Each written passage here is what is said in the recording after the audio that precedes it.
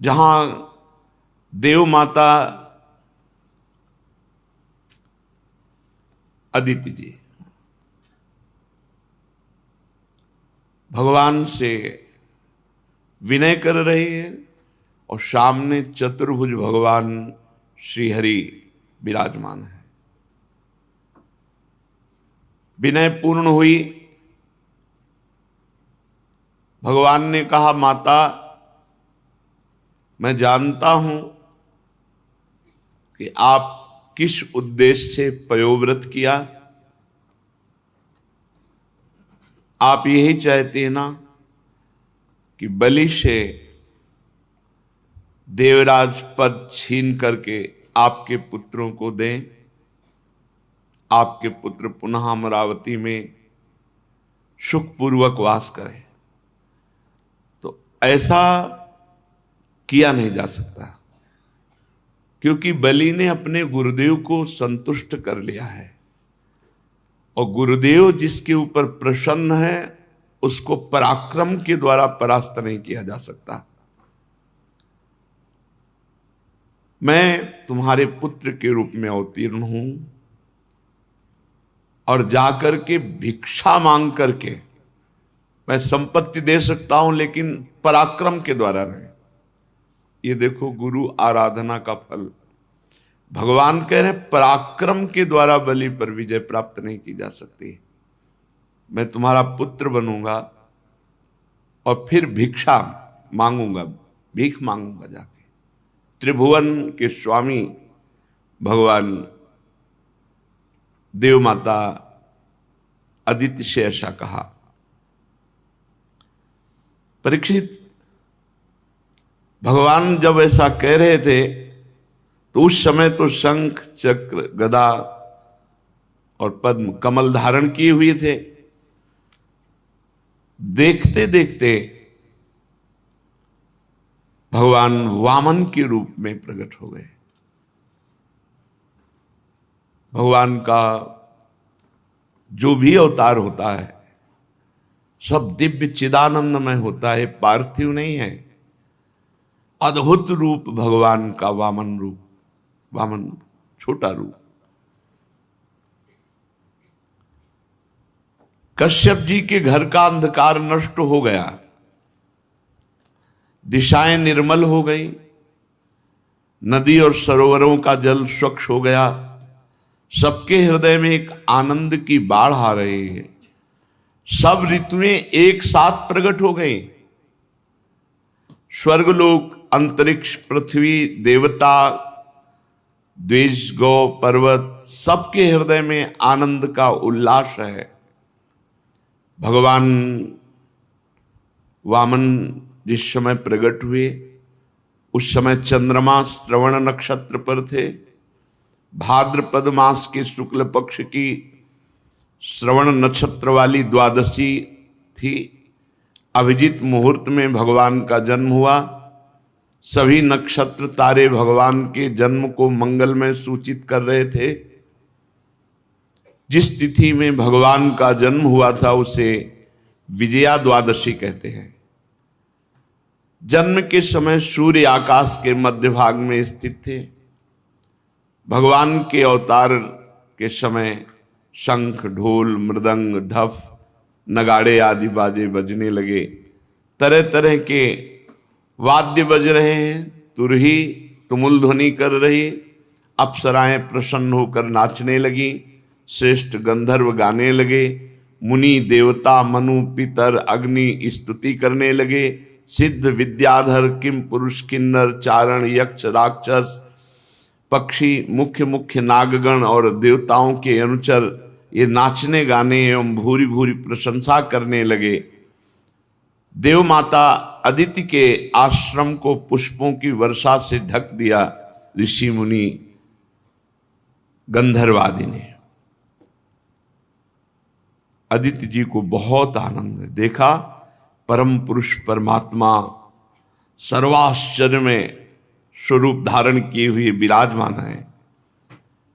कश्यप जी भी भगवान को अपनी योग माया से शरीर धारण किए हुए देख विस्मित हो गए और कहने लगे, जय हो विश्वात्मा, आपकी जय हो। परीक्षित, भगवान स्वयं अव्यक्त एवं चित स्वरूप हैं। उन्होंने जो परम कांत में आभूषण एवं आयुधों से युक्त शरीर ग्रहण किया था, वो देखते देखते अंतर्ध्यान हो गया और भगवान वामन ब्रह्मचारी का रूप धारण कर लिया। ठीक वैसे ही जैसे कोई नट अपना वेश बदल ले, क्योंकि नट नागर अद्भुत लीला विहारी भगवान हैं। भगवान को वामन ब्रह्मचारी के रूप में देखकर महर्षियों को बड़ा आनंद हुआ। उन लोगों ने कश्यप प्रजापति को आगे करके जात कर्माद संस्कार करवाए। जब उनका उपनयन संस्कार होने लगा, तब स्वयं गायत्री देवी सविता ने उन्हें गायत्री का उपदेश किया। देवगुरु बृहस्पति जी ने यज्ञोपवीत और कश्यप जी ने मेखला, पृथ्वी ने कृष्ण मृगचर्म, वन के स्वामी चंद्रमा ने दंड और माता आदित्य ने कौपीन कटिवस्त्र और आकाश ने वामन वेशधारी भगवान को छत्र दिया। अविनाशी प्रभु को ब्रह्मा जी ने कमंडल दिया, सप्तऋषि ने कुश दिया, सरस्वती जी ने रुद्राक्ष की माला समर्पित की।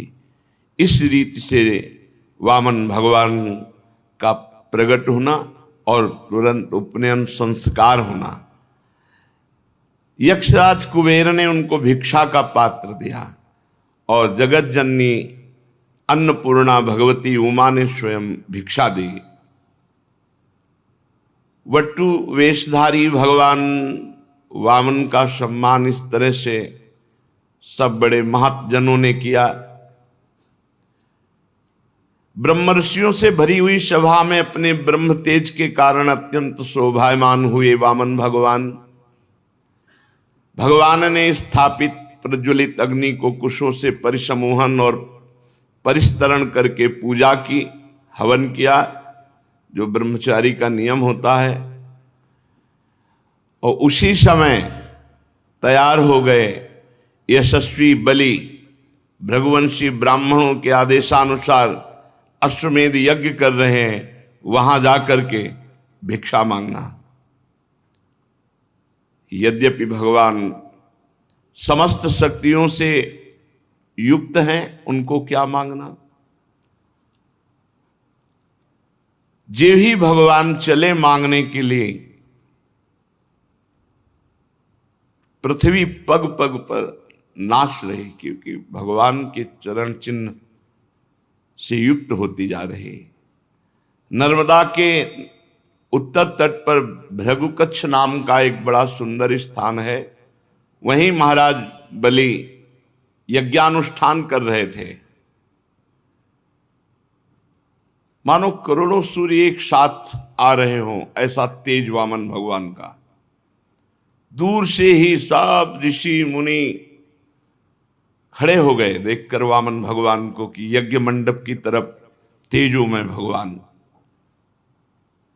वामन भगवान के तेज से ऋत्विज यजमान सदस्य सब के सब निस्तेज हो गए और सब सोचने लगे कि कौन आ रहा है, इतना तेजस्वी कौन हो सकता है। या तो मूर्तिमान अग्नि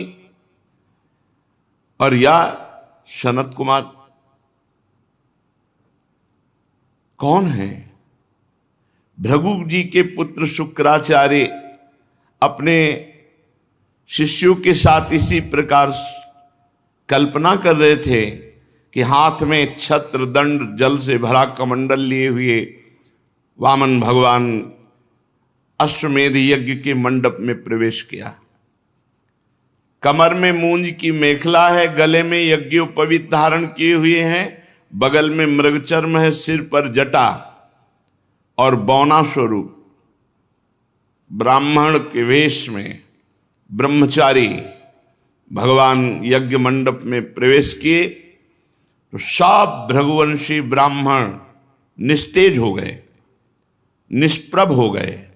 सब के सब अग्नियों के सहित खड़े होकर वामन भगवान का स्वागत सत्कार किया। भगवान के लघु रूप वैसे ही अंग प्रत्यंग बड़े दर्शनीय, सब लुभायमान हो रहे हैं। बलि का हृदय तो नाच पड़ा कि हमारी यज्ञ पूर्ण हो गई। एक उत्तम आसन दिया और वामन भगवान से विनय की, विराजो।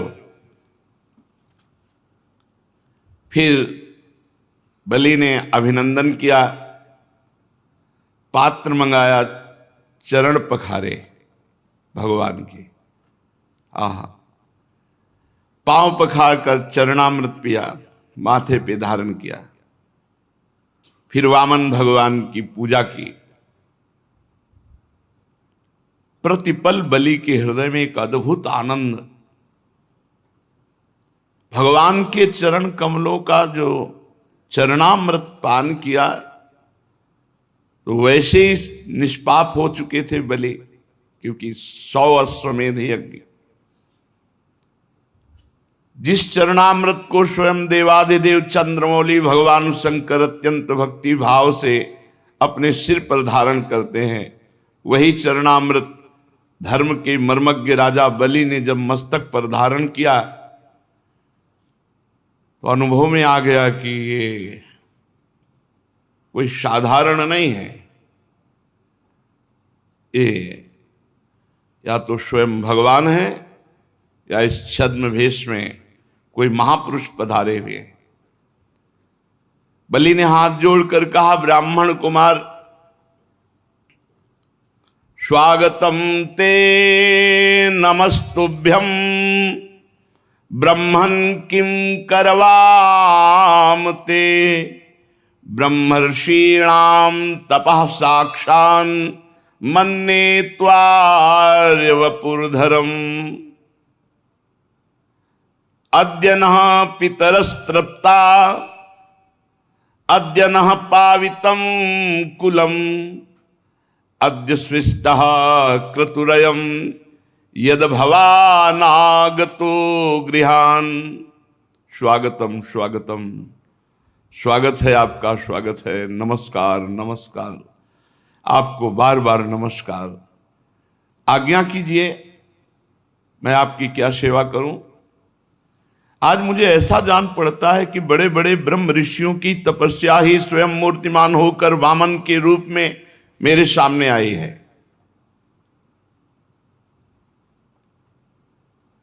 आज मैं धन्य हो गया, आप यहां पधारे, आज मेरे पितर तृप्त हो गए। आज मेरा कुल वंश पवित्र हो गया, आज मेरा यज्ञ सफल हो गया।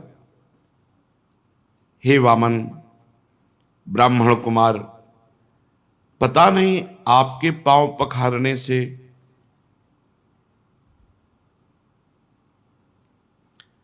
बड़ी बड़ी विधि पूर्वक यज्ञ करने पर भी जो आनंद नहीं आया, वो आनंद आपके पांव पखारने से आया। आज मुझे सब फल मिल गया। ये नन्हे नन्हे चरणों का धोवन हमारे हृदय में एक अद्भुत आनंद प्रकट कर रहा है। हे ब्राह्मण कुमार, ऐसा जान पड़ता है कि आप यहां ऐसे ही नहीं आए, कोई उद्देश्य लेकर आए। क्योंकि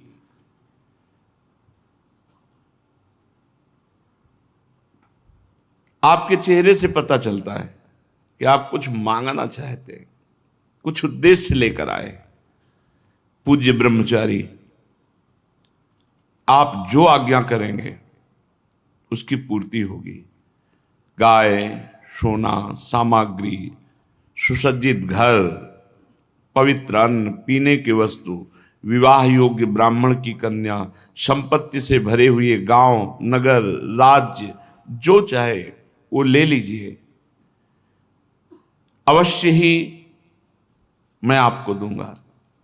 क्योंकि आज मेरा परम मंगलमय है। आप पधारे, इससे परम मंगल। आप जो चाहें। राजा बलि के वचन धर्म भाव से भरे, बड़े मधुर थे। उन्हें सुनकर भगवान वामन प्रसन्न मुद्रा में अभिनंदन करते हुए कहा, राजन, आपने जो कहा कि ये वस्तुएं, तो ये आपके कुल परंपरा के अनुरूप है, धर्म भाव से परिपूर्ण है, यश को बढ़ाने वाला है, परलोक में हितकारी है। और ऐसा आपके मुख से शोभा भी दे रहा है, क्योंकि भृगुपुत्र शुक्राचार्य जी को गुरु मानकर, परम प्रमाण मान करके आप आराधना कर रहे हैं। और जिसके कुल वृद्ध पितामह परम शांत प्रहलाद जी हों, उसके मुख से ऐसे निकलना स्वाभाविक ही ठीक है। आपकी वंश परंपरा में कोई धैर्यहीन या कृपण पुरुष कभी नहीं हुआ। ऐसा कभी तुम्हारे वंश में नहीं हुआ जिससे मांगा गया हो और वो देने में पीछे हट गया हो। एक बार किसी को देने की प्रतिज्ञा करके मुकर गया हो, ऐसा तुम्हारे वंश में नहीं है। दान के अवसर पर याचकों की याचना सुनकर और युद्ध के अवसर पर शत्रु की ललकार सुनकर मुंह मोड़ लेने वाला कायर आपके वंश में कोई हुआ ही नहीं है। क्यों न हो, आपकी कुल परंपरा में प्रहलाद अपने निर्मल यश से वैसे शोभायमान है जैसे आकाश में चंद्रमा। आपको पता होगा महाराज, आपके कुल में ही हिरणाक्ष जैसा वीर का जन्म हुआ। वो वीर जब हाथ में गदा लेकर अकेला दिग्विजय के लिए निकला तो सारी पृथ्वी में उसका कोई जोड़ नहीं मिला। तब भगवान श्री हरि जल में से पृथ्वी का उद्धार करने गए थे, तो सामने देखा कि हिरणाक्ष गदा लिए हुए विजय प्राप्त की। पर हिरणाक्ष की शक्ति का आज भी हरि बार बार स्मरण करते हैं। विजय तो प्राप्त की हरि ने, पर बार बार हिरणाक्ष की शक्ति का स्मरण करते हैं कि कितना बलवान था। और महाराज, आपके ही वंश में हिरण्यकश्यप हुए। जब हिरणाक्ष के वध का हिरण्यकश्यप को भारी क्रोध में आकर के बैकुंठ में आक्रमण कर दिया। सोचो, बैकुंठ में आक्रमण कर दिया। ये प्रणाली है, जब जैसे किसी की दूध मांगना हो ना, आपकी गाय तो सैकड़ों में एक है और आपका स्वभाव भी ऐसा है। ऐसा स्वभाव नहीं देखा गया जैसा, मतलब उसको इतना बढ़ा के, उसको इतना पुष्ट करके, आपके वंश में कोई ऐसा हुआ ही नहीं जो एक बार कह दे देंगे और फिर मुकर जाए। पूरा पुष्ट पक्का भगवान कर रहे हैं। अब देखो, है तो बलवान हिरण्यकश्यप, लेकिन है तो बहिर्मुख ना। उसने भगवान पर आक्रमण करना चाहा, भगवान उसके हृदय में बैठ गए। वो बहिर्मुख बाहर घूमता रहा, वो भगवान उसके हृदय में रहे, वो जान नहीं पाया। महाराज बलि, आपके वंश में एक से राजन, आपके पिता विरोचन बड़े ब्राह्मण भक्त थे।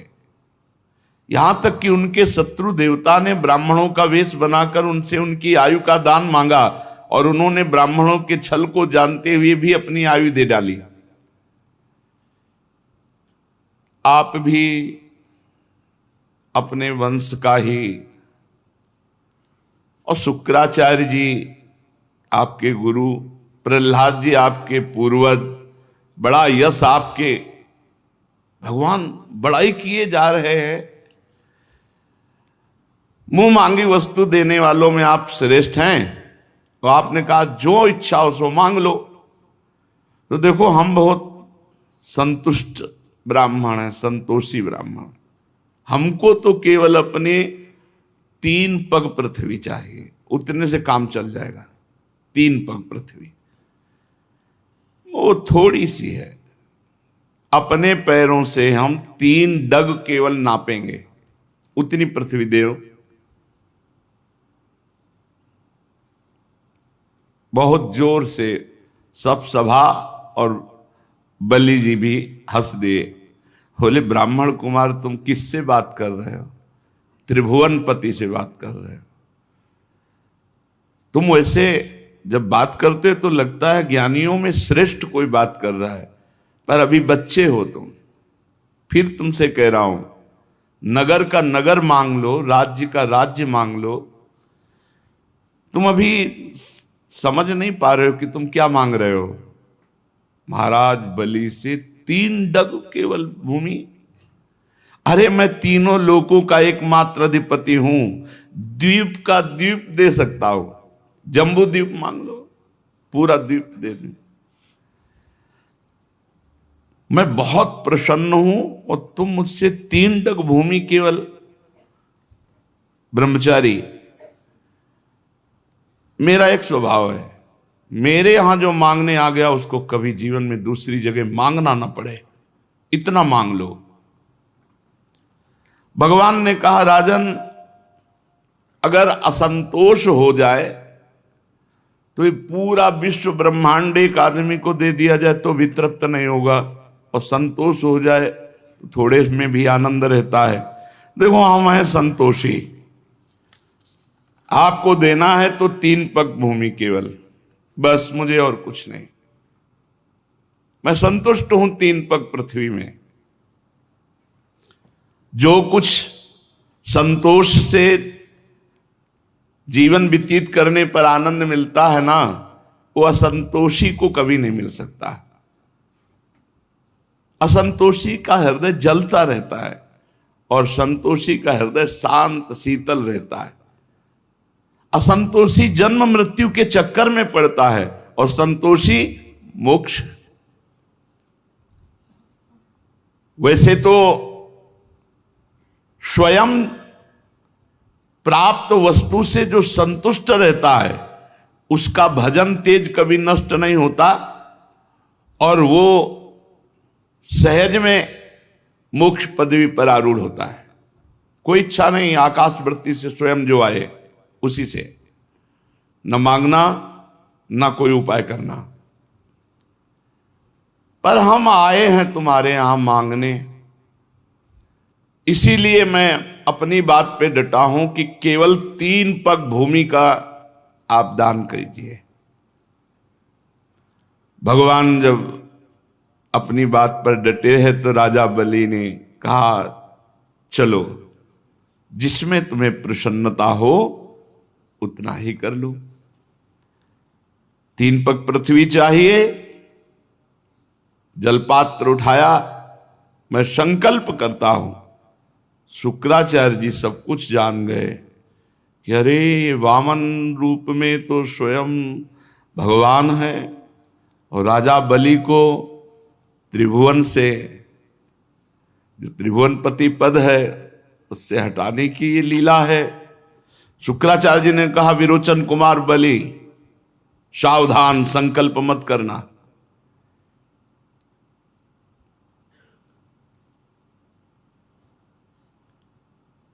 ये स्वयं अविनाशी भगवान श्री हरि हैं।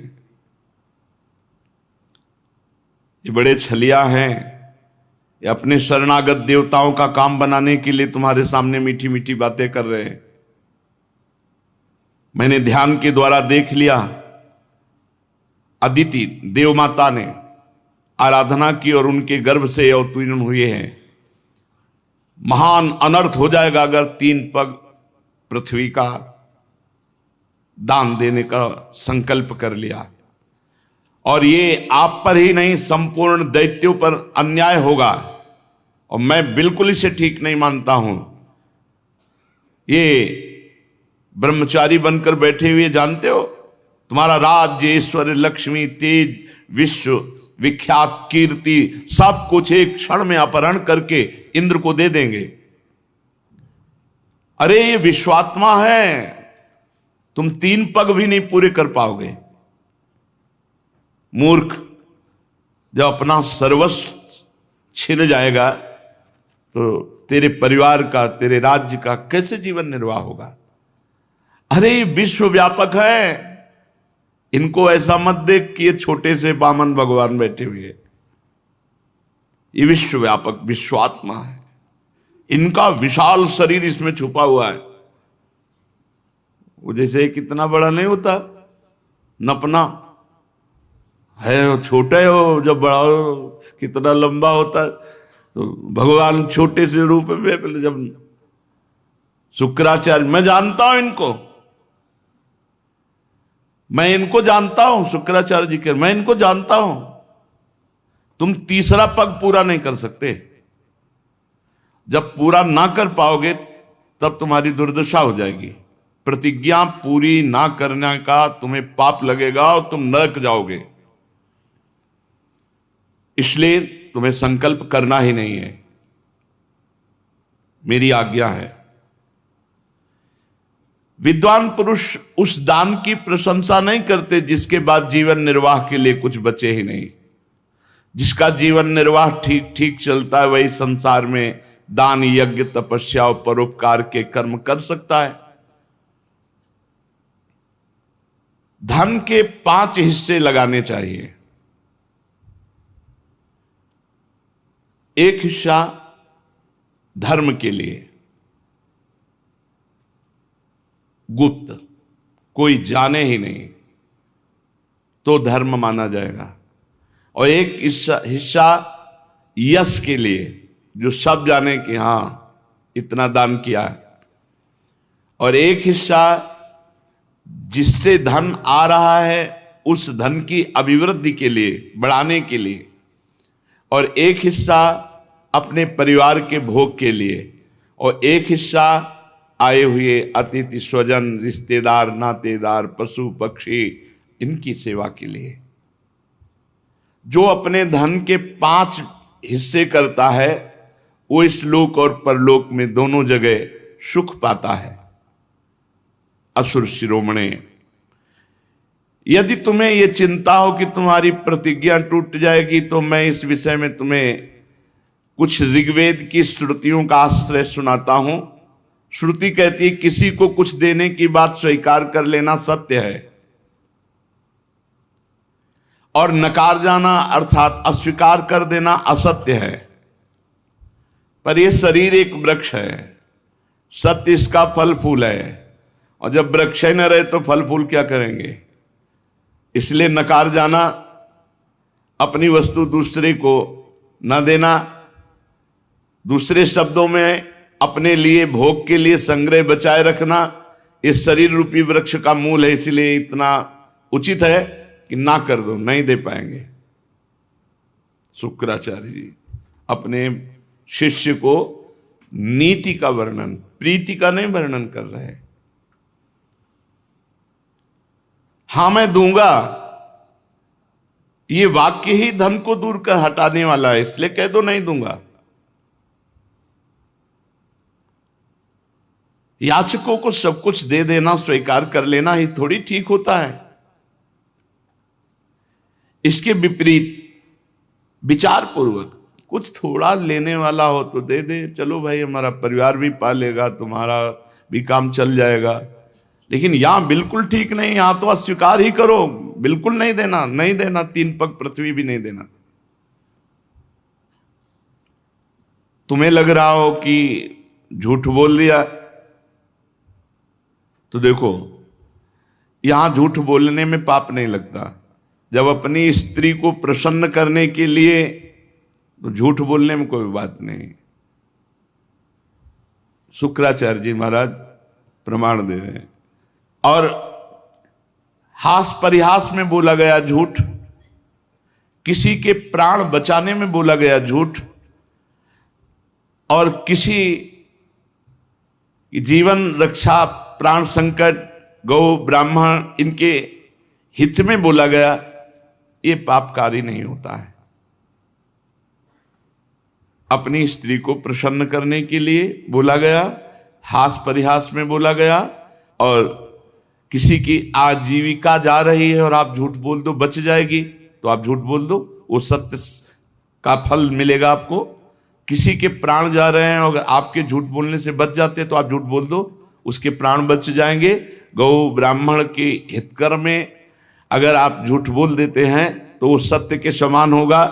किसी की निंदा होने जा रही है, उसका बेचारे का सर्व यश क्षीण हो जाएगा, झूठ बोल दो बच जाएगा। ये स्थान बताए शुक्राचार्य जी ने और कहा तुम झूठ के लिए डरो मत, बोल दो मैं नहीं दे पाऊंगा 3 पग पृथ्वी। गुरुदेव बोल रहे हैं। राजा बलि ने कहा भगवान आपका कहना सत्य है, गृहस्थाश्रम में रहने वालों के लिए वही परम धर्म है जिससे उनकी आजीविका में बाधा न पड़े। परंतु गुरुदेव मैं प्रहलाद जी का पौत्र हूं। आहा, प्रहलाद जी का पौत्र हूं, अर्थात भगवान के भक्ति और भक्तों की श्रेणी में चरम अवस्था को प्राप्त महापुरुष, ऐसे महापुरुष का पौत्र होकर एक बार देने की बात कहकर मैं मुकर जाऊं, कभी नहीं हो सकता। इससे बढ़कर के कोई पाप नहीं हो सकता मेरे लिए कि वामन ब्रह्मचारी हमारे यहां मांगने आए और मैं अपने सुख के लिए कह दूं कि नहीं नहीं अब मैं झूठ बोल जाऊं कि अब आपको नहीं दे पाऊंगा पृथ्वी। महाराज, इस संसार में सबसे बड़ी बात है आए हुए अतिथि का, शरणागत का पूर्ण रूप से स्वागत करना सबसे बड़ी बात है। दधीची अपने हड्डियों को, जीवन को दे दिया, सिवी काट काट के मांस दे दिया कबूतर की रक्षा के लिए। इन महापुरुषों ने दुष्ट प्राणों को दान कर दिया। ये तो पृथ्वी मांगने आए हैं और इस पर हम विचार, सोच विचार इतनी गहराई से नहीं। महाराज गुरुदेव, ऐसे लोग संसार में बहुत नहीं देखे जाते जो देने की बात कह करके डटे रहें, युद्ध में जो कभी पीठ ना दिखाएं और जिनके घर से कभी भिक्षुक वापस नहीं गया, ऐसे ज्यादा नहीं देखे जाते। शतपात्र प्राप्त हो और धन का दान कर दे, इससे बढ़कर लाभ क्या हो सकता है। गुरुदेव, उदार करुणाशील पुरुष अपात्र याचक की कामना पूर्ण करके भले दुर्गति भोगना पड़े स्वीकार करते हैं। फिर आप जैसे ब्रह्मवेत्ता पुरुष इन परम तेजस्वी ब्रह्मचारी जो हम पात्र हैं, इनकी अभिलाषा पूर्ण करने में आप कह रहे हैं कि ना कह दो। और आपने संकेत किया कि वरदानी भगवान श्री हरि हैं, तब तो और मैं उत्साहित हो गया कि त्रिभुवन के स्वामी होकर के ये भिक्षुक बन करके हमारे सामने आए हैं। अरे ये तो अपने पराक्रम से भी ले सकते थे। जब ये त्रिभुवन के पति होकर के भिक्षुक बन करके आए हैं तो इनको अवश्य अवश्य अवश्य दान करूंगा। मेरे अपराध को क्षमा करो कि मैं आपकी आज्ञा का उल्लंघन कर रहा हूं। ये अधर्म से मुझे बांध लें, मेरा अनिष्ट करें, मुझे भयभीत करें, मैं विचलित नहीं होऊंगा। ये पवित्र कीर्ति भगवान श्री हरि ही क्यों ना हो, ये अपना यश खोना नहीं चाहेंगे। अगर ये मांगने पर उतर गए हैं तो ये छीन भी सकते हैं। और अगर कोई दूसरा हमसे छल करना चाहे तो ये समझ लो मैं आपकी कृपा से इतना बलशाली हूं कि मेरे बाण की चोट खाकर सदा के लिए वो सो जाएगा। मैं गुरुदेव आपकी बात नहीं मानूंगा। शुक्राचार्य जी ने देखा कि शिष्य तो अश्रद्धालु हो गया, हमारी बातें ही नहीं मान रहा और ऋग्वेद और हर वेद के उपदेश दे रहे हैं। संकल्प बाद में हुआ, साप पहले मिला। यत तज्ञ विस्मय परिणामे अमृतोपमम्। ये बात ध्यान रखो, सतमार्ग में शुरुआत में जे भी चलोगे तो विपरीतता आ जाएगी। देखो अभी संकल्प नहीं किया और शुक्राचार्य जी ने हाथ में जल लिया और कहा मैं शाप देता हूं, तुम्हारा संपूर्ण ऐश्वर्य भ्रष्ट हो जाए, तुमसे छिन जाए, तुम ऐश्वर्यहीन हो जाओ। गुरु की आज्ञा का उल्लंघन, सत्य प्रतिज्ञ उदार इस साप के योग्य नहीं थे महाराज बलि, कोई अपराध नहीं था। शुक्राचार्य जी ने कहा मूर्ख अज्ञानी, तू अपने को बड़ा ज्ञानी मानता है, तू मेरी उपेक्षा करके गर्व कर रहा है, बार बार मेरी आज्ञा का उल्लंघन कर रहा है, इसलिए जा शीघ्र तू अपने ऐश्वर्य को खो दे, लक्ष्मी खो दे। राजा बलि बड़े महात्मा स्वभाव के थे। गुरुदेव का शाप सिर पर स्वीकार किया और दंडवत की, पर वो इस बात में नहीं डिगे 3 पग पृथ्वी देने के लिए। वामन भगवान की विधि पूर्वक पूजा के हाथ में जल लेकर 3 पग भूमि का संकल्प कर दिया। उसी समय राजा बलि की पत्नी विंध्यावली, जो मोतियों के गहनों से सुसज्जित थी, वहां आई और अपने हाथों से वामन भगवान के चरण पखारने के लिए जल से भरा हुआ स्वर्ण का कलश ला कर दिया।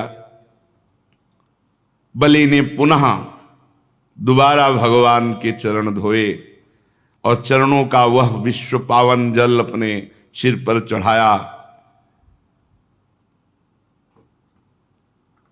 देवता लोग ये देख करके, सौभाग्य इतना बलि का देख के कि हमको राज्य तो मिलेगा ही अब, क्योंकि भगवान ने ठान लिया है, लेकिन जो बलि को मिल रहा है वो मुझे नहीं मिला, बलि आगे ही रहेंगे। देवता लोग पुष्पांजलि बलि के ऊपर चढ़ाने लगे कि धन्य है राजा बलि, तुम्हारा अलौकिक कार्य धन्य है। अब जे ही संकल्प हो गया तो बड़ी अद्भुत घटना घटी। यज्ञ मंडप के बाहर एक चरण जे ही बढ़ा तो बस बढ़ते ही चला गया। सब आश्चर्यचकित, वामन भगवान का पृथ्वी आकाश दिशाएं स्वर्ग पाताल समुद्र पशु पक्षी मनुष्य देवता ऋषि सब समाते चले जा रहे हैं, भगवान का चरण बढ़ता चला जा रहा है। सब ऋषि मुनि आश्चर्यचकित है, इतना बड़ा भगवान का रूप हो गया कि चरण तल में रसातल, चरणों में पृथ्वी, पिंडलियों में पर्वत, घुटनों में पक्षी, जांघों में मरुदगण बढ़ता। भगवान के विशाल स्वरूप का कौन वर्णन करे। सर्वात्मा भगवान संपूर्ण जगत को नाप लिया। भगवान का उसी समय सुदर्शन चक्र गरजते हुए,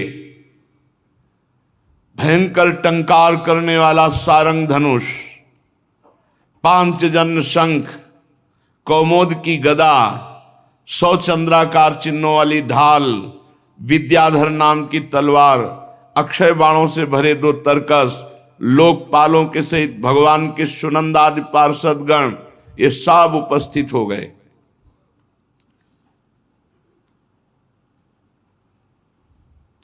परीक्षित, भगवान का चरण कमल ये जब ब्रह्मलोक पहुंचा, यहां से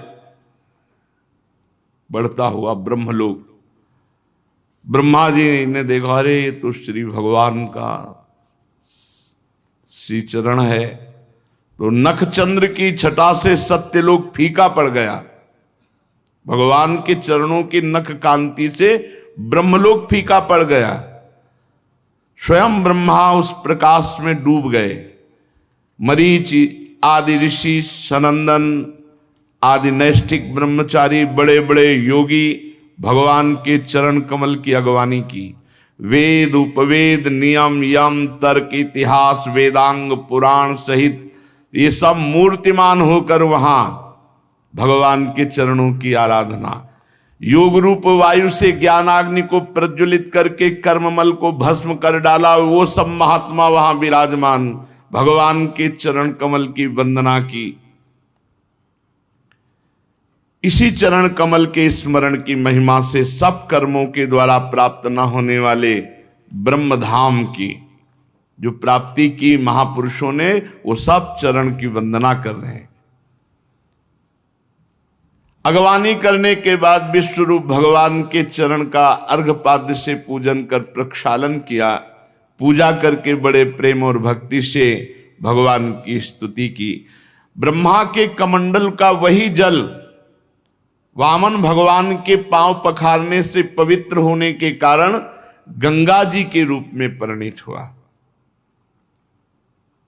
आकाश मार्ग से पृथ्वी पर गिरकर तीनों लोकों को पावन करती हुई ये गंगा जी हैं। गंगा जी क्या है? मूर्तिमान भगवान के चरणारविंद की उज्जवल कीर्ति हैं। ब्रह्मद्रोह साक्षात ब्रह्म है। अलकनंदा, मंदाकिनी और पृथ्वी पर भागीरथी गंगा। भगवान ने अपने स्वरूप को छोटा किया, विभूतियां समेटी। तब ब्रह्मा आदि लोकपालों ने अपने अनुचरों के साथ बड़े आदर भाव से भगवान की स्तुति की। ऋक्षराज जाम्बवान जी जिस समय भगवान नाप रहे थे, उस समय मन के समान वेग से दौड़कर सब दिशाओं में भेरी बजा बजा कर भगवान की मंगल में विजय घोषणा।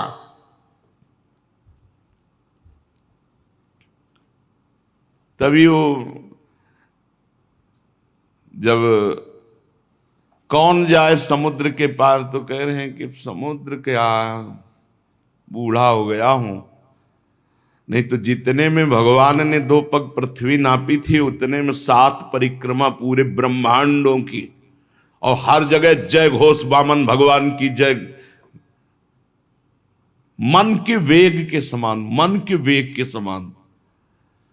जैसे आप बंबई गए हो, अभी सोचो अभी पहुंच जाओगे, अभी मन बंबई की वो सीन ले आएगा जो आप देखे हो, या अमेरिका गए हो, या इतना तीव्र गति थी जाम्बवान जी की। और बहुत पुराने हैं ये, हर अवतार में है। देखो वामन अवतार में ये लीला, और रामा अवतार में वो लीला, और कृष्णा अवतार में भी लीला। जाम्बवती जी इन्हीं की तो पुत्री है। और युद्ध भगवान श्री कृष्ण से बहुत दिन जो अंदर युद्ध चला, जब जाम्बवान रग रग दर्द करने लगी तो उन्होंने कहा ऐसा पिटाई करने वाला कोई हो ही नहीं सकता दूसरा स्वामी के सिवा, कि जो हमारे शरीर में पीड़ा पहुंच जाए। तब उन्होंने कहा प्रभु आप हमारे राम जी हो। तो श्याम जी ने दिखाया राम जी का रूप, तो कहा भेंट में कन्या स्वीकार करो, ये दहेज में सिमंतक मणि ले। जाम्बवती जी वही महाभागवत जाम्बवान जी भगवान की मंगल में विजय घोषणा की। दैत्यों ने देखा, जो बड़े बड़े वीर थे कि 3 पग पृथ्वी मांगने के बहाने तो सारा त्रिभुवन ले गए। हमारे महाराज यज्ञ में दीक्षित हैं, वे कुछ कहेंगे नहीं। तो उन्होंने कहा, अरे ब्राह्मण नहीं है, ये महामायावी हरि है, ब्राह्मण के भेष में आकर देवताओं का काम बना रहा है। हमारे स्वामी यज्ञ में दीक्षित है, इसलिए इस ब्रह्मचारी वेश बनाकर आने वाले, याचना करने वाले पर आक्रमण करो। दैत्यों ने कहा, हमारे स्वामी को इसने छल लिया है। हमारे स्वामी कभी झूठ नहीं बोलते। ऐसी अवस्था में हम लोगों का कर्तव्य होता है अपने स्वामी की संपत्ति की रक्षा करना। और असुरों ने अपने अपने हथियार उठा लिए, वामन भगवान को मारने के लिए टूट पड़े। पहले ही बता दिया कि जब वामन भगवान ने अपने चरण बढ़ाना शुरू किया था तो दिव्यास्त्र और दिव्य पार्षद सब पहले उपस्थित हो गए थे। एक क्षण में जितने दैत्य उत्साहित होकर के, तो नंद सुनंद जय विजय प्रबल बल कुमुद कुमुदाक्ष विश्वक्सेन गरुण जयंत श्रुतदेव पुष्पदंत सात्वत, ये भगवान के दिव्य पार्षद संहार करने लगे दैत्यों का। जब राजा बलि ने देखा कि भगवान के पार्षद मेरे सैनिकों को मार रहे हैं, तो उनको शुक्राचार्य जी के शाप का स्मरण आया कि गुरुदेव ने शाप दे दिया है कि ऐश्वर्य भ्रष्ट हो जाओ। तो उन्होंने कहा, विप्रचित्ति राहु नेमी आदि दैत्यों, मेरे भाइयों मत लड़ो, शांत हो जाओ, इस समय हमारा अनुकूल नहीं है। दैत्यों, काल के विधान को जानने वाले, सामर्थ्य रखते हुए भी अपने क्रोध को दबा करके समय का इंतजार करते हैं। ये समय सही नहीं है। देखो, जब हमारी उन्नति का समय था तो काल हमारे पक्ष में था, देवताओं को बिना लड़े स्वर्ग छोड़कर भागना पड़ा था। आज काल हमारे प्रतिकूल है, इसलिए हमारी अवनति होनी है। बल, मंत्री, बुद्धि, दुर्ग, मंत्र, औषधि, कोई उपाय इस समय मेरा काम नहीं करेगा, क्योंकि काल हमारे अधीन नहीं। इस समय काल विपरीत है। तुम लोग चिंता मत करो, शांत हो जाओ। दैव काल जब हमारे अनुकूल होगा तब हम पुनः इंद्र पद प्राप्त करेंगे। परीक्षित अपने स्वामी बलि की बात सुनकर भगवान के पार्षद विजयश्री और दानव भाग गए। भगवान ने पक्षीराज गरुण से कहा कि बांधो इस बलि को, वरुण पास में बांध दो। ये बहुत कष्टप्रद पास होता है, प्रतिपल प्राणों को कष्ट देता है। बांध दिया गया, वरुण पास में बलि को बांध दिया। वैसे बिल्कुल विचित्र लीला है इनकी। देखो, जब केवल इनको कोई पकड़ना चाहता है कि मुझे केवल भगवान चाहिए, तब ये बात बहुत हिम्मत करके चलना है। केवल भगवान के लिए बहुत हिम्मत करनी है। गुरु ने मना किया, बलि ने नहीं माना, भगवान को दे दिया, तो प्रशंसनीय। भगवान ने आप प्रशंसा नहीं की, कहा बांधो इसको। गरुण जी को आदेश किया, तुरंत वरुण पास में बांध दिया। अब तो आकाश में समस्त दिशाओं में कि गलत है, गलत है।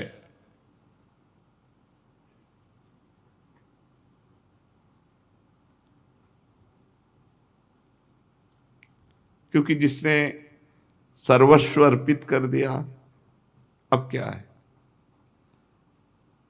अभी अहंकार देखना है कि देने का अहंकार है क्या? ये जगत गुरु हैं ऐसे।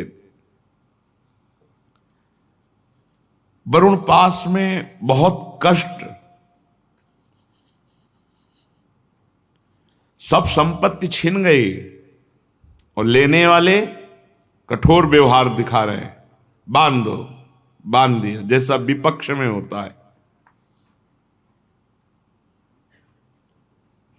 भगवान ने बलि से कहा, ए असुर, तुमने मुझसे कहा था कि 3 पग पृथ्वी,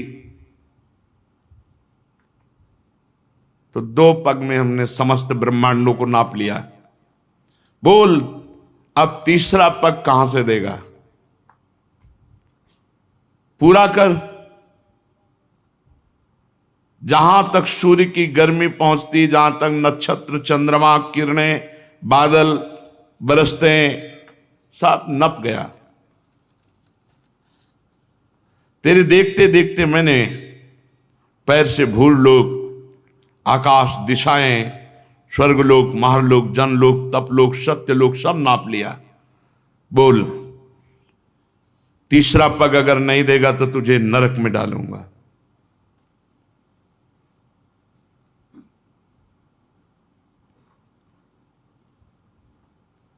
यही संभाले तो संभल सकता है, नहीं तो ऐसी कैसे ऐसे हो सकता है। और गुरु तो तेरे प्रतिकूल हो ही गए हैं, शाप दे ही दिया है, अब अवश्य अवश्य तुम नरक जाओगे। जो दान देने की बात करके मुकर जाता है, धोखा देता है, उसके सारे पुण्य नष्ट हो जाते हैं, उसे नरक में गिरना पड़ता है। तुझे बड़ा घमंड था, मैं त्रिभुवनपति हूं, मैं बड़ा दानी हूं, मैं दूंगा, ऐसा कह के, और फिर दे नहीं पाया। अब तीसरा पग पूरा करने तुझे नरक भोगना पड़ेगा। महाराज बलि ने कहा, आराध्य देव, आपकी बड़ी पवित्र कीर्ति है, तो क्या आपने ये समझा कि मैं झूठ बोल रहा था कि तीसरा पग, 3 पग पृथ्वी नहीं दे पाऊंगा? ऐसा नहीं है, मैं आपको सत्य बोल रहा हूं और सत्य दिखाऊंगा। आप धोखे में नहीं हैं। 2 पग से हमारी संपत्ति नापी, अब तीसरा पग से मुझे नापो, क्योंकि मैं संपत्ति से अलग हूं, मैं संपत्तिवान था। अब अपना चरण मेरे माथे पे रखो, उसी वामन रूप में नापो मेरे को। 1 पग मैं हूं, क्योंकि भगवान वामन रूप में। मैं झूठ नहीं बोला था, और ये भी नहीं कह रहे कि आपने छल किया है। आपकी पवित्र कीर्ति है। आप मेरी बात को असत्य समझते हैं, ऐसा नहीं, मैं उसे सत्य कर दिखाता हूं। आपको धोखे में नहीं डाला। आप कृपा करके तीसरे पग को मेरे मस्तक पर धार, और ये नरक में जाने का भय किसी और को दिखाओ, हमें नहीं। देखो, ये भक्त का हृदय होता है। आप मुस्कुरा रहे हो ना, मुझे दुख भरे पास में बांध करके, मुझे कोई दुख नहीं है इससे। आप ऐसा दिखा रहे हो ना कि मेरे पास अब फूटी कौड़ी भी नहीं बची है, गुरु भी विपरीत हैं, और आप भी मुझे दंड दे रहे हैं। इस पर मुझे बिल्कुल कोई भय नहीं है। मैं डरता हूं तो केवल इस बात से कि मुझसे कोई त्रुटि ना हो जाए, अपराध ना बन जाए। अपने पूजनीय गुरुजनों के द्वारा जो दंड दिया जाता है वो तो पावन करने वाला होता है, और मैं ऐसा दंड चाहता हूं, क्योंकि ऐसा दंड ना माता पिता भाई बंधु नहीं दे सकते, वो तो गुरुजन ही दे सकते हैं। प्रभु, आप छिपे रूप से अवश्य ही हमें श्रेष्ठ शिक्षा दी है। आप हमारे परम गुरु हैं। जब कोई धन से मतवाला होता है, बल से मतवाला होता है, अहंकार से मतवाला होता है, तो आप उसे ठीक करते हैं, उसको ज्ञान नेत्र प्रदान करते हैं, उसके अहंकार का नाश करके। ये परम उपकार है नाथ। मैं कैसे बताऊं कि आप कितना उपकार हमारे ऊपर किए। अनन्य भाव से योग करने वाले योगी गण जो सिद्धि प्राप्त नहीं कर पाए, वो सिद्धि मुझे प्राप्त हुई। मुझे ये धमकी मत दो कि नरक, ऐसी महिमा आपकी, ऐसी लीला आपकी, वो आप मुझे दंड दे रहे हैं, वरुण पास से बांध रहे हैं। प्रभु, इसमें ना मुझे कोई लज्जा है, ना मुझे कोई व्यथा है, ना मुझे कोई दुख है। फिर कहता हूं, मैं प्रहलाद जी का पौत्र हूं।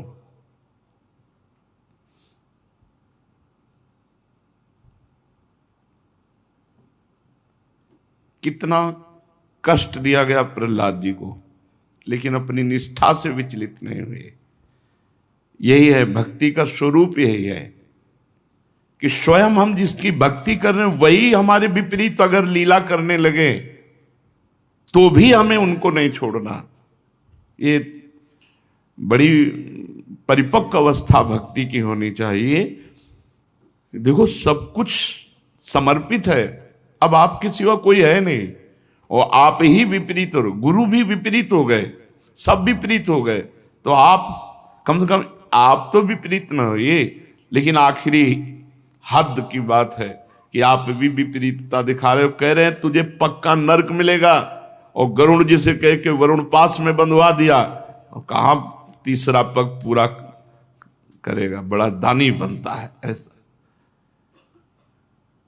ये जैसे जादूगर की हर चाल को जमूरा जानता है, ऐसे ही भगवान की भक्ति में इतनी सामर्थ्य है कि भगवान की हर चाल को पहले ही भक्त के अंदर भक्ति समझा देती कि ऐसे से ऐसे चलना है। इसीलिए भक्ताधीन भगवान को कहा गया है।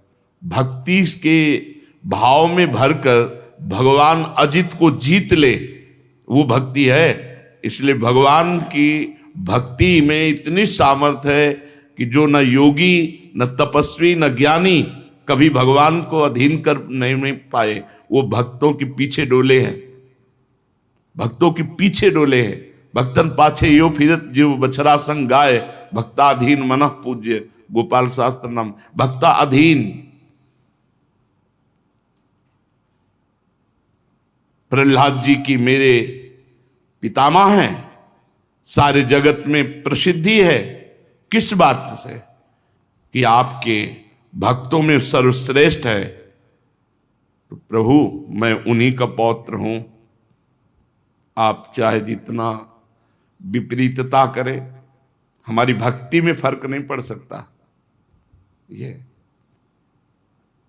हमारी भक्ति इतनी पुष्ट होनी चाहिए कि बोले हमारी अब श्रद्धा नहीं रह गई। किस बात की? जहां ऐसी परिस्थिति है कि श्रद्धा नहीं रह जाना चाहिए, वहां देखो भक्ति कैसे। कि ये विनोद भरी बात किसी और को कहो जाकर, क्योंकि डर जाएगा कि तुम्हें नरक मिलेगा। भगवान कह रहे हैं तुम्हें नरक मिलेगा, अब तो पक्का मिलेगा, तो डर जाना चाहिए। भगवान वरुण पास में बांध रहे हैं, भगवान विपरीतता दिखा रहे हैं, लेकिन फिर भी भक्त अपनी स्थिति में है। प्रभु, हमने निश्चय कर लिया, शरीर एक न एक न दिन छूटेगा, सब छूटेगा। फिर शरीर के लिए या यश कीर्ति के लिए आपको क्या छोड़ना? आपको पकड़े ये सब छूटेगा। लौकिक दृष्टि से